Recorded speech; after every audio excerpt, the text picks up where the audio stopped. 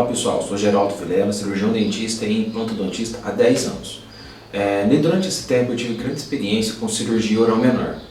Diante disso, nós vamos iniciar aqui nesse canal vários vídeos explicativos frente a toda a complexidade do procedimento cirúrgico, que envolve várias outras disciplinas, várias outras áreas da odontologia, e não somente a cirurgia propriamente dita, como por exemplo, anatomia, histologia, fisiologia, e todos esses outros parâmetros a gente vai abordar aqui também. As complicações pós-operatórias, como por exemplo, que vai ser um dos primeiros vídeos aqui do nosso canal, em que nós vamos tratar primeiro aqui a parte das parestesias, que sem dúvida alguma é o maior medo de todo dentista, ter aquele paciente que tem um caso com parestesia, seja decorrente de instalação de um implante, seja em decorrência de uma extração dentária, seja em decorrência, vocês vão ver até mesmo de um tratamento endodôntico ou uma simples técnica anestésica em que pode ter lesionado aquele nervo. Então todos esses procedimentos que são muito comuns no dia a dia nosso, eles podem vir a gerar uma parestesia. E o maior medo de todo dentista frente à parestesia é simplesmente porque ela pode ser transitória, e aí a gente fica relativamente tranquilo, porque sabe que vai voltar a sensibilidade, mas ela pode ser permanente.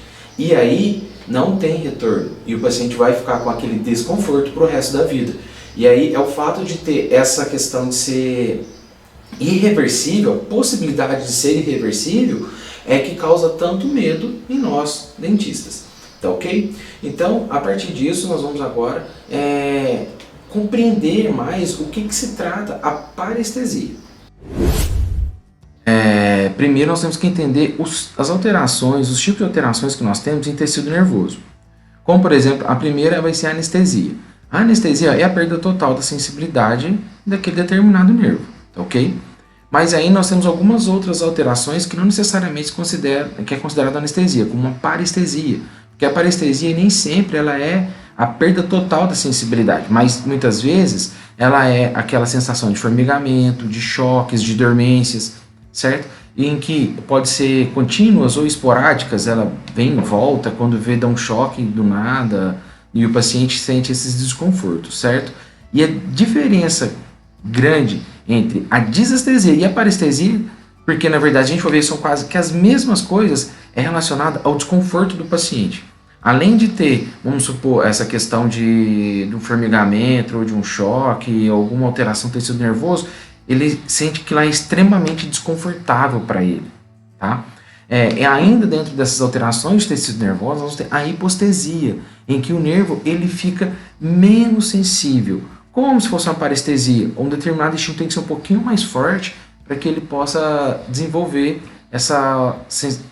a sensibilidade dele. E além da hipostesia, nós vamos ter também a hiperalgesia, que é um toque mínimo, o paciente já pode vir a sentir dor.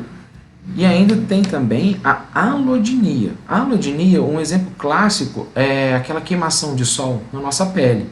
Que se a gente encosta a mão na pele, normalmente não gera dor. Mas quando está queimado, na hora que encostar vai gerar. Ou seja, um estímulo que normalmente não é um estímulo que vai promover dor, ele pode passar a promover dor de acordo com a alteração do tecido nervoso. Certo? Só que essas alterações que eu citei são relacionadas a nervos sensitivos. Nós também temos os nervos motores, que aí as alterações deles vão ser como, por exemplo, uma paralisia, que a gente vê muito comum dentro da odontologia, a paralisia do nervo facial. Tá certo? Então, como não a gente vê dentro da odontologia, mas não é o mais corriqueiro são as parestesias em decorrência dos nossos procedimentos, então eu vou abordar mais a questão da parestesia, ok? E além da gente já entender essas nomenclaturas e essas diferenças que tem nos tecidos nervosos, nós precisamos entender o grau de lesão que pode ter um determinado nervo. Tem duas classificações, a de Seddon e a de Sunderland. Qual que é a diferença de um para outro? Sunderland ele complicou um pouquinho mais. Ele pegou a classificação de Seddon e adicionou mais dois subgrupos, certo? Mas para a gente aqui não vai fazer tanta diferença isso. O principal é entender como que uma determinada lesão pode ter acontecido naquele determinado nervo e, consequentemente, qual que vai ser o prognóstico que a gente vai esperar para essa lesão. Então vamos lá. Primeiro é a neuropraxia. A neuropraxia é quando um nervo ele perde sensibilidade, ele tem alguma alteração, entretanto, não tem o comprometimento total do seu feixe. Então, esse tipo de lesão no tecido nervoso, ele é o que a gente tende a ter uma melhor recuperação, tá certo? Um exemplo disso, vamos pensar numa cirurgia na região de mentoniano em que promoveu um afastamento bem bruto, um afastamento bem traumático na região do nervo, ali do feixe vasto nervoso mentoniano, próximo ao forame. E esse afastamento pode gerar uma neuropraxia, tá certo? Uma instalação de um implante em que não houve propriamente dito, uma perfuração, em que promoveu uma lesão nervosa, mas o implante ele desceu, foi rosqueando e ele gerou uma compressão no tecido nervoso, tá certo? Então não há uma ruptura, é apenas uma alteração. E aí a gente já passa para a axonotmese, que aí já é uma lesão em que feixes dos axônios do nervo teve uma ruptura, mas não teve uma ruptura completa. Aqui já começa a ficar um pouco mais complicado o nosso prognóstico, a gente já pode começar a suspeitar de uma parestesia mais duradoura ou até mesmo ela permanente. E, por final, nós vamos ter a neurotmese, que aí já é a ruptura total do nervo, certo? Onde a gente vai ter a separação deles em dois cotos. Pode ser que aí a chance de ter uma parestesia permanente ela é altíssima, e não tem muito o que ser feito, tá certo?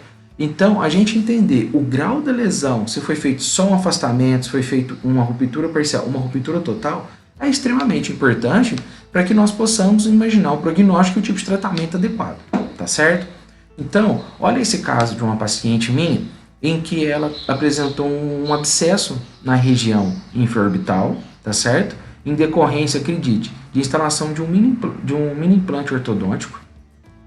E ela vem e relata para mim ó, que ela estava com dormência, certo? E que não estava tendo a sensibilidade dessa região que ela demarcou aqui no lábio, tá certo? Na região aqui da bochecha, na região bem abaixo aqui do nervo infraorbital, nessa região aqui. E aí, o que aconteceu? Como era uma infecção, eu sabia que não tinha sido lesionado nenhum tipo de nervo, eu falei assim para ela, ó, calma que assim que o inchaço melhorar, vai voltar a sensibilidade. Perfeito. Um dia depois, eu já perguntei como que ela estava. E aí, ela já me relatou que a sensibilidade dela já tinha voltado, que ela não tinha perdido. Por que eu fiquei tranquilo nessa situação? Eu já sabia o que foi feito, eu sabia qual que é o tipo de lesão que estava acontecendo, provavelmente aqui era uma toxicidade pelo processo infeccioso ao nervo, tá certo? Ao nervo infraorbital. E aí, conforme o antibiótico fez efeito, essa toxicidade foi reduzida, o edema estava cedendo, a paciente apresentou uma melhora significativa um dia após, tá certo? Então, essa é a ideia da gente entender as diferenças das alterações de tecido nervoso, depois da gente entender as alterações do que pode ter sido, as lesões que pode ter ocorrido no nervo, e, consequentemente, a gente ia imaginar um prognóstico e tratamento. Nesse caso, nem tratamento foi feito, foi apenas acompanhamento. Tá ok? Dentro das principais causas da odontologia que nós vamos ter de parestesia, a campeã, a que tem maior índice, é a extração de terceiros molares, certo? E isso acontece por conta da grande relação que tem as raízes dos terceiros molares junto com o canal mandibular, para onde passa o nervo alveolar inferior. Mas não é somente aí que a gente vai ter parestesia no nervo alveolar inferior, tá? A respeito das extrações de terceiros molares, é muito comum ainda ter uma parestesia do nervo lingual em decorrência de um erro de incisão. Mas isso aqui eu vou abordar um pouco mais à frente, tá ok? A instalação de implantes dentários e confecção e realização de enxertos ósseos também. Olha aqui para você ver nesse caso em que o implante ele foi instalado dentro do canal mandibular. Então a gente já pode pensar num grau de lesão maior nesse tecido nervoso, tá certo? Ao mesmo tempo, existe um grande relato de parestesias também em enxertos ósseos, mediárias doadoras, como a região de mento, a região de ramo da mandíbula, tá certo? No livro do Masoneto, por exemplo, ele questiona a questão da parestesia na região do nervo nasopalatino, quando se faz esvaziamento dele. Eu, comumente, quando fazer um protocolo, alguma coisa, preciso fazer esvaziamento do canal nasopalatino, faço a instalação do implante ali no forame, e não tem o paciente não relata para mim desconforto com isso. Diferentemente, por exemplo, de pacientes meus que já tiveram parestesia relacionada ao nervo alveolar inferior ou mentoniano, que aí o desconforto é muito maior e o relato deles já é bem mais incisivo, já ficam mais preocupados se vai voltar, quanto tempo vai demorar, o que pode ser feito, tá certo? Uma das causas muito grandes de parestesia, pasmem, mas é a técnica anestésica, o simples fato de se anestesiar, ok? Então, tem que se tomar cuidado com a técnica correta, como por exemplo, Eduardo de Andrade, ele relata no livro dele que uma técnica anestésica tipo pterygomandibular ou qualquer outra que tem que tocar o tecido ósseo, você tenha cuidado para que o bisel da agulha não entorte e vire aquele, faça um desenho tipo de um cabo de guarda-chuva, que na hora que for fazer a remoção da agulha, essa pontinha ela vai vir dilacerando o tecido, podendo causar uma alteração no tecido nervoso se pegar, tá certo? Mas existe uma grande prevalência sim, das parestesias em decorrência da técnica anestésica, e existe na literatura hoje uma certa controvérsia a respeito da articaína, em que eles contraindicam ela em técnicas de bloqueio, como por exemplo mentoniano, pterygomandibular. Só que assim, não é um consenso. Existe uma expectativa, demonstra-se ter um maior índice de parestesia com a articaína, mas não é concreto. Ainda não pode se falar assim, ó, a articaína ela causa mais parestesia, ou ela causa parestesia em técnicas tronculares. Isso não existe, isso ainda não é concreto, certo? Então fica a critério do profissional. Tem vários colegas que usam articaína para técnicas como a pterygomandibular, bloqueio do nervo alveolar inferior, mentoniano, e não tem problema, tá certo? O que acontece? Existe essa tendência, mas isso não é concreto ainda, ok? Traumas faciais, lógico, imaginar uma fratura dessa aqui, a possibilidade de ter uma lesão no nervo e ela que seja uma ruptura ali significativa e perder sensibilidade é considerável. Patologias, tumores, cistos que envolvam a mandíbula principalmente, e vai ter que fazer ressecções e fazer aquelas grandes cirurgias para remoção, também vamos ter alterações, decorrência do tamanho da cirurgia e da área afetada. E por que vocês devem ter reparado que eu só estou falando de mandíbula, eu não falo de parestesia na área da maxila? Por quê? Na maxila, tirando a questão do feixe do nervo infraorbital, todos os outros apresentam anastomoses nervosas. O que é isso? Um ramo, vamos supor, do nervo alveolar superior anterior, ele vai pegar uma parte do nervo alveolar superior médio e, consequentemente, um pelo outro. Então, vira aquela trama de tecido nervoso e que se romper um nervo daqui, o outro de cá ele vai promover a inervação. Agora, a respeito do nervo infraorbital, já é possível a gente ter um tipo de parestesia nele. Durante a minha graduação, uma colega minha de sala, ela foi ser teste da professora para aprender a técnica anestésica infraorbital. E ela apresentou uma parestesia transitória após a técnica, aplicada pela própria professora. Então, ou seja, a técnica anestésica, ela existe o risco, existe a possibilidade, a gente tem que prevenir. Trabalhar com a técnica mais adequada, ter essa questão em mente do tipo de lesão que a gente proporcionou ao paciente e aguardar, ver o desfecho que vai acontecer, certo?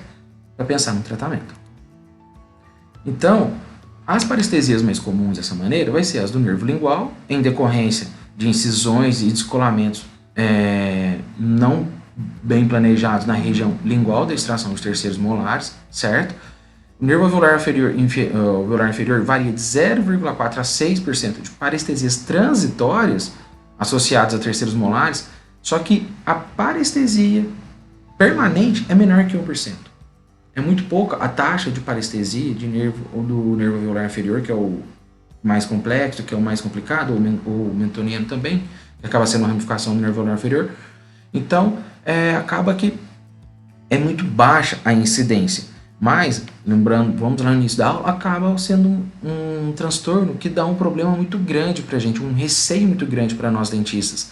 Por quê? Essa parestesia, se ela for permanente, não tem que a gente fazer.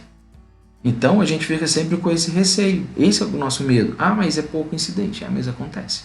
Tá certo? Quem faz cirurgias, quem faz implantes, quem faz sabe que uma hora ou outra vai acontecer. Então a gente tem que trabalhar o máximo possível para prevenir, ok? O diagnóstico de uma parestesia vão ser baseados basicamente em dois tipos. Primeiro são subjetivos, que é de acordo com o relato do paciente, o que está acontecendo, se ele está tendo alguma alteração, se ele está tendo um formigamento, se está tendo um choque, como que está sendo. Tem os objetivos, certo? Que é igual demonstra aqui nessa imagem, onde você vai colocar uma pinça, pinçar em 2 locais do paciente, falar onde que ele está sentindo, se é o mesmo toque ou não. Existe um outro objetivo que eu utilizo muito, que é penetrar a agulha no lábio. Você vai pegar a agulha, o lado que nós colocamos normalmente voltado para dentro da carpulha, aquele lado menor da agulha anestésica, e eu penetro no lábio do paciente. O que eu já reparei nisso? Quando a gente faz esse tipo de penetração da agulha, quando o nervo ele vai voltando, ele vai recuperando a sensibilidade, vai reduzindo o comprimento que a gente consegue infiltrar sem que o paciente sinta dor. Às vezes não sente nada, pode até transfixar de um lado para o outro que não vai sentir nada. A gente já começa a ficar bem mais preocupado. Mas aí você começou a penetrar e já reclamou de dor, a gente já pode ficar um pouco mais aliviado, que a tendência é de recuperar, tá certo? E 96% dessas parestesias após 2 anos. 2 anos elas retornam, certo? A sensibilidade do lábio vai voltar ao normal. Mas a gente deve levar sempre em consideração qual foi a lesão que aconteceu, qual foi o tratamento proposto inicial, tá certo?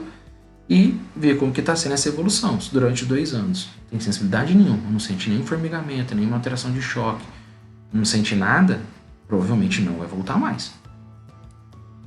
Certo? Por que acontece? E prevenir é melhor que remediar. Eu peguei esse artigo aqui de 2019 com a esperança de ter alguma coisa diferente. Em que eles avaliaram nesse artigo aqui um índice de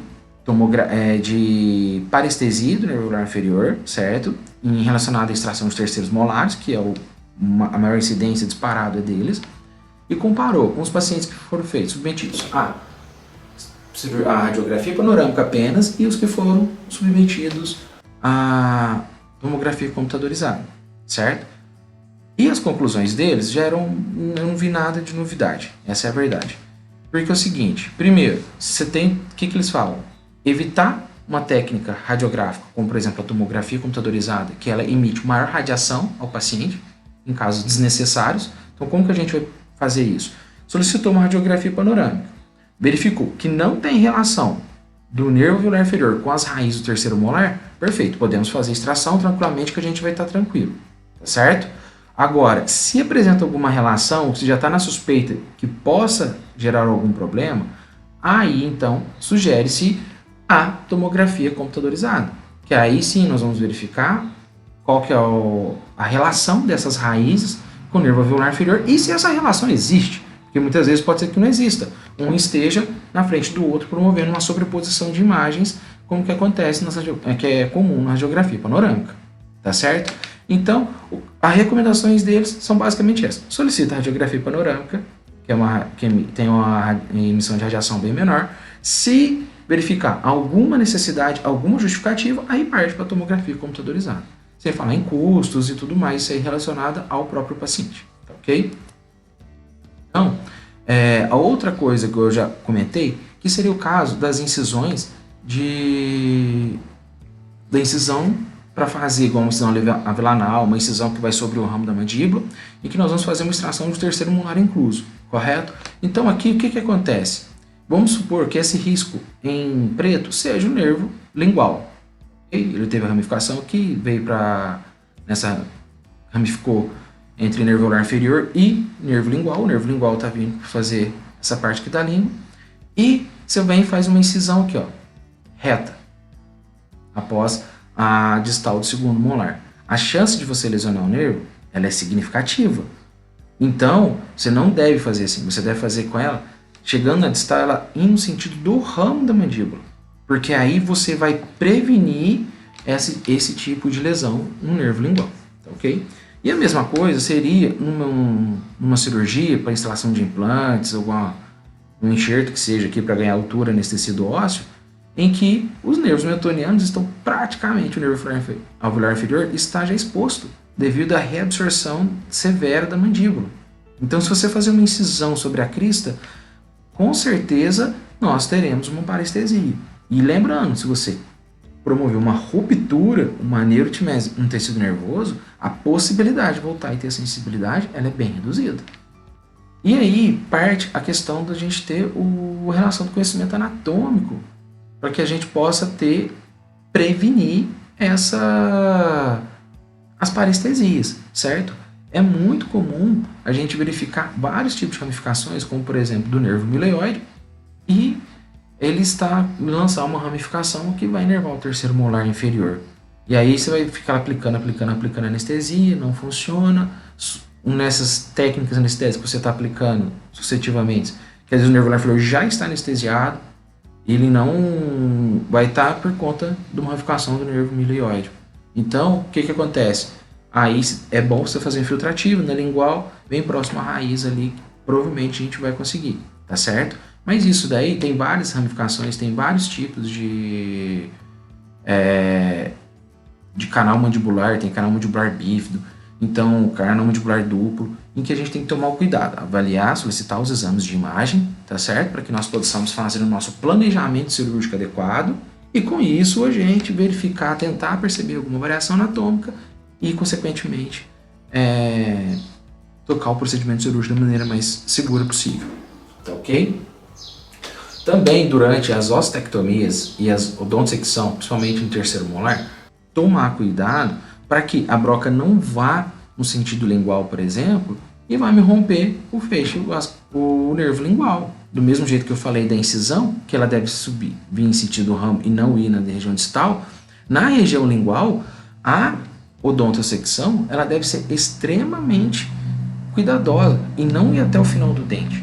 Na hora que faltar um pouquinho, entra com uma alavanca e promove a fratura do dente, preservando dessa maneira o nervo lingual, tá certo?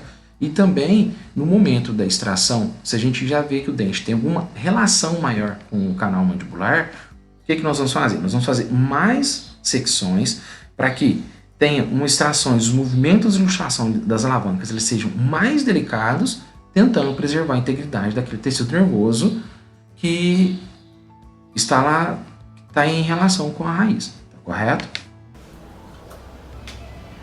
Então, e ainda tem também a coronectomia, que é um termo mais comum. Quando eu aprendi isso há 10 anos atrás, era odontectomia parcial intencional. Resumindo, eles colocam um nome feio para parecer que é bonito, mas na verdade é o seguinte, vamos simplificar aqui.